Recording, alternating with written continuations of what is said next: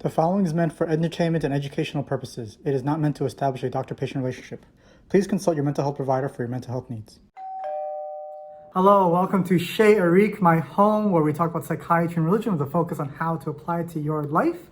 And this is the William James series, where we're talking about the varieties of religious experience. We're in particular talking about the conversion process, when one converts from not religious to religious.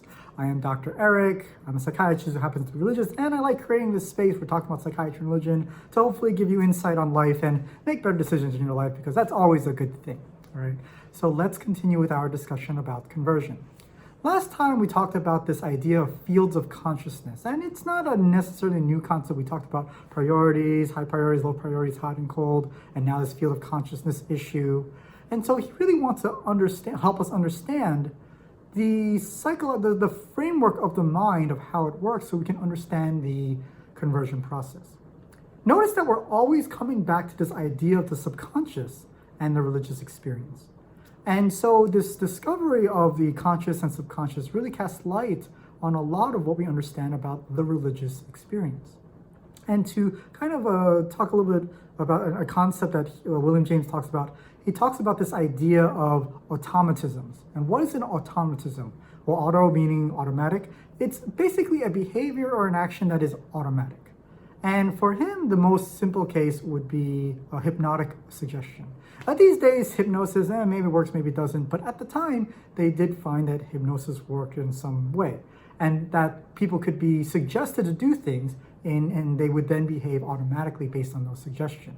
So what is an automatism? It's an action and impulse, something automatic where the individual might know or not know what they're doing, something like immediate. And so we should understand that this is an automatism and they exist. And what are the sources of these actions? Well, hypnotism for him at the time was one of the most clear sources. Other cases are cases of anxiety. When you're very anxious, you go back to, let's say, lost memories and stuff like that. Or in a pathological case, we're not exactly sure of the source of these behaviors that just happen. Although nowadays we know more about many pathologies, and we understand more about the neurochemistry of the brain. So we have more insight to it than they had at the time. But at the very minimum, we do understand that there are behaviors that are very, very automatic, and that they do exist. So that will actually come into play a little bit later. So if we take the conversion process as purely psychological in nature, what we find is that we have a lot of peculiarities, and then we'll kind of tend to call them automatisms, the automatic behaviors that we see. And they ultimately, we would then say, have a source in the subconscious. However, even if we were to say that religious conversion is just a bunch of automatic behavior, automatic thoughts that happen, and that it's all part of the subconscious, William James says, even if this is the case, he doesn't see why the Methodists should have an objection to such a view. The Methodists should have an objection that you should need a great crisis in order to have a religious conversion. And this is because William James doesn't actually want us to focus on the actual action of conversion, what's happening in the brain chemistry, or what's happening philosophically, or what's happening sort of on a personal level. He actually says that we should instead focus on the fruits of those conversions. And this is where William James's pragmatism is really come into play. If you remember a while ago, I talked about pragmatism. Pragmatism is this philosophical belief that we should focus on things that are practical and focus less on things that aren't too practical in order to live our lives in a more rich manner. And so, how do we understand the fruits of conversion? Well, if you look at an ordinary person, as opposed to, say, saints, they would find that their life is fairly simple. They go through life, they do their thing, they learn a little bit about God every single day, and eventually they may become religious. Supernatural phenomenons like emotions and floods of experiences and hearing voices, stuff like that, it just doesn't happen to them. And they might have a lot of difficulty understanding these things.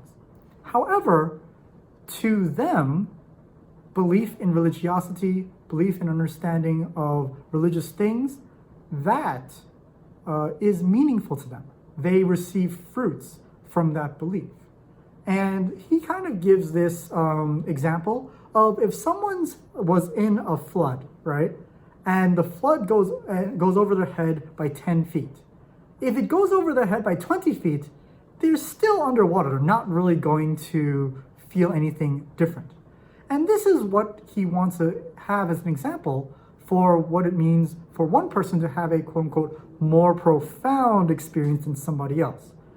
A small person's salvation will always be great for that person.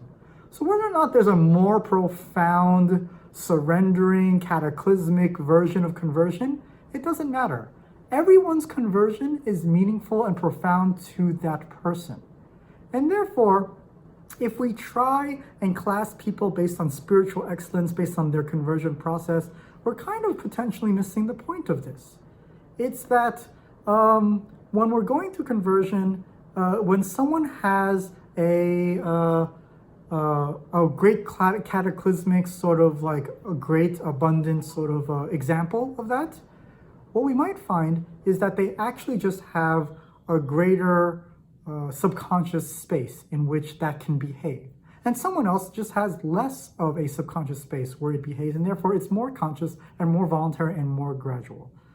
But the ultimate test of religious value that we're trying to get at, the religious fruits, has nothing to do with how it happens or how it's attained, but rather of whether it's useful.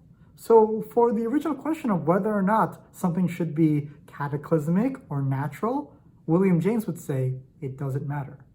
Whatever works for you, works for you. So I hope you found that insightful. What are your thoughts? Do you think that things are, for you, more natural and more gradual for a religious conversion for you? Or did you have a cataclysmic sort of event? Or are you against religion entirely? Let me know in the comments below. It would be really nice to share our experiences. Do like and subscribe, and I'll talk to you next time. Hey, how's it going? Check out my new website. It's available now. You can learn more about me. You can also check out some things I'll be offering in the future, webinars, books, and whatnot. It's a fancy website with a lot of moving parts, designed by someone who's very, very talented. So check it out when you get a chance. All right, I'll talk to you later. Bye.